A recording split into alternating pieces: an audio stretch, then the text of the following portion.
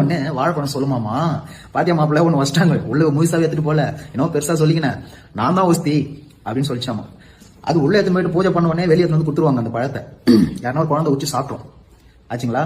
அப்போ வெத்தலை பார்க்க சொல்லிச்சாமா, வாழைப்பழமே என்ன சொன்னேன் நான் முழுசா இருப்பேன்ட்டு உன்னை பாத்தியா இரணையனோட உடலை கிழிச்ச மாதிரி நரசிம்ம பெருமாள் கிழிச்ச மாதிரி உனக்கு கிழிச்சிட்டாங்க பாத்தியா அப்படின்னு வெத்தலை பார்க்க சொல்லுமாமா.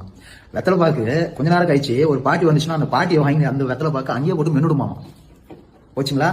அப்படி இது மூணு நினைச்சுக்கலாம். ஆமா இந்த ₹1 ஒரு பையில ஒருத்தனை பார்த்துமே எங்க அவனை காணும் அப்படின்னா அவன் தான் உள்ள தீபாராதனைக்கு கற்பூரமா ₹1 கற்பூரம் தான் பகவானை சுத்தி வருது.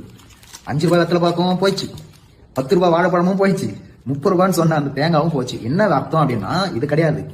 தேங்காய் உடையுது பாத்தீங்களா, நம்மளோட ஆணவம் அங்கேயே உடைஞ்சிடணும், விட்டுணும். தேங்காய் எப்படி பல்லுன்னு உடையதோ அது போல நம்ம ஆணவத்தையும் விட்டுணும். ரெண்டாவது இந்த வாழைப்பழம் தோல் உரிச்ச மாதிரி உங்க கர்ம வினைகள் உறிஞ்சிடும்.